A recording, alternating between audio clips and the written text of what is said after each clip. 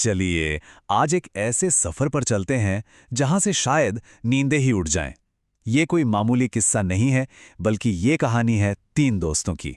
सोचिए, दिल्ली की भागदौड़ से निकलकर वो पहुंच जाते हैं शांतिपुर नाम के एक वीरान, बिल्कुल सुनसान गांव में।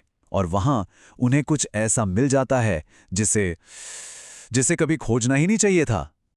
और कहानी शुरू होती है गांव के एक बुजुर्ग की इस कांपती हुई आवाज से।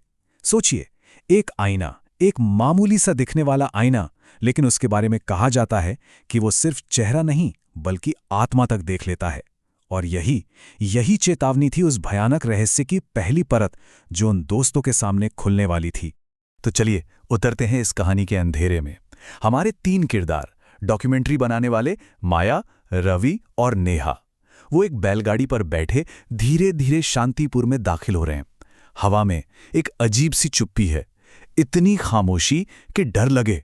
और तो और बैलगाड़ी वाला भी, वो भी फुसफुसाकर कहता है, जल्दी निकल जाना यहां से, जैसे जैसे वो जानता हो कि यहां क्या खतरा है। तो कौन है ये तीन लोग? चलिए मिलते हैं इनसे। सबसे पहले माया, जिसे बस एक कहानी चाहिए, किसी भी कीमत पर।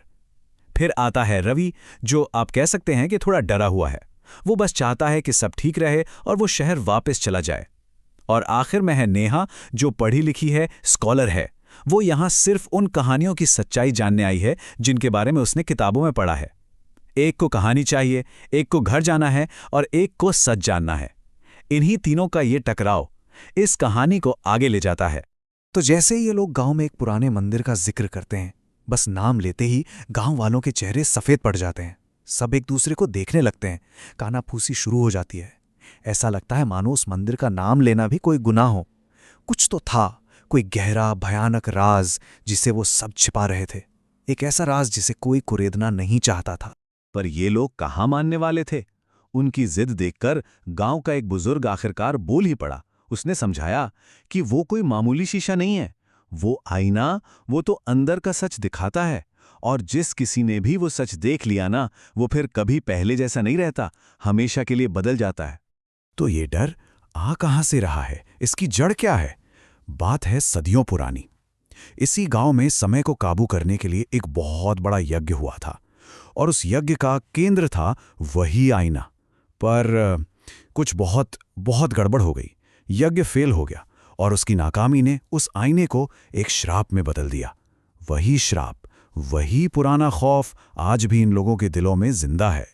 अब माया, उसे तो अपनी कहानी चाहिए थी। उसका जुनून उसके डर पर भारी पड़ गया। उसने सारी चेतावनियों को यूं ही हवा में उड़ा दिया और रवि और नेहा को भी मना लिया उस मनहूस मंदिर में जाने के लिए। बस यही वो पल था, वो पल जब उनकी किस्मत ने एक ऐसा मोड़ लिया जहां से वापसी का कोई रास्ता नहीं था।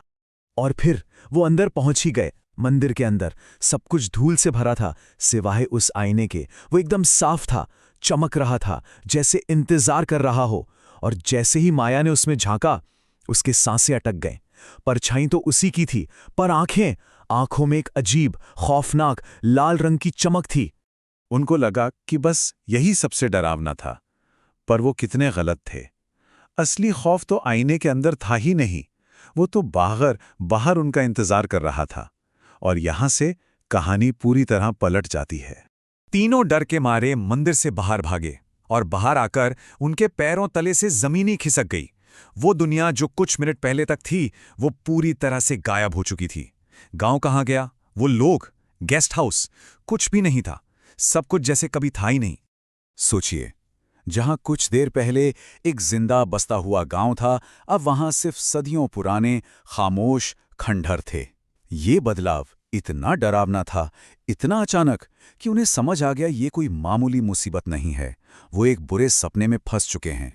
और तब उन्हें असली सच्चाई पता चली। वो असली शांतिपुर में है ही नहीं, वो तो एक माया जाल में फंस गए हैं। एक ऐसा भ्रम का जाल जिसे उसी श्रापित आईने ने बुना है। वो कहीं भी भागने की कोशिश करते, रास्ता घूम फिर कर उन्हें उन्हीं खंडरों में वापस ले आता था।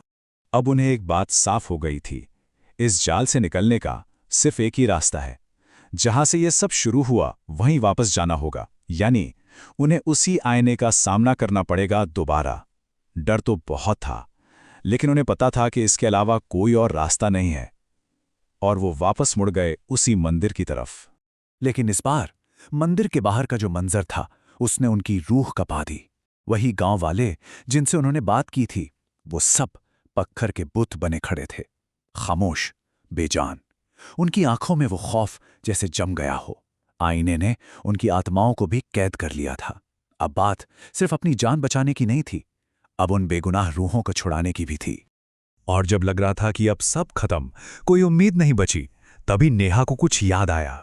उसकी रिसर्च, उसकी किताबें, उसे एक पुरानी किताब में पढ़ा हुआ एक मंत्र याद आया, एक प्राचीन मंत्र जिसमें इस मायाजाल को तोड़ने की ताकत थी। बस यही उनका आखिरी हथियार था। तो अब प्लान बिल्कुल साफ था। पहला, स्रोत तक वापस जाओ। दूसरा, अपने अक्स का सामना करो। तीसरा, उस प्राचीन मंत्र को पढ़ो। और चौथा, इस भ्रम को हमेशा हमेशा के लिए तोड़ दो। और फिर वो आखिरी पल, जैसे ही नेहा ने मंत्र का जाप शुरू किया, वो श्रापित आईना जलने लगा, और देखते ही देखते उसकी आग से वो पूरा मायाजाल किसी कांच की तरह टूटकर बिखर गया, और उसके साथ ही वो तीनों दोस्त आजाद हो गए, और उन गांव वालों की कैद रूहों को भी आखिरकार मुक्ति मिल गई। शांतिपुर का वो आईना तो टूट गया, खत्म हो गया, लेकिन ये कहानी अपने पीछे एक बहुत गहरा सवाल छोड़ जाती है कि हम सब अपनी अपनी जिंदगी में न जाने किन किन भ्रमों में फंसे हुए हैं। कौन से ऐसे झूठ हैं जिन्हें हम सच मानकर जी रहे हैं, और सबसे बड़ा सवाल, क्या कभी हम उनका सामना करने की हिम्मत कर पाएंगे?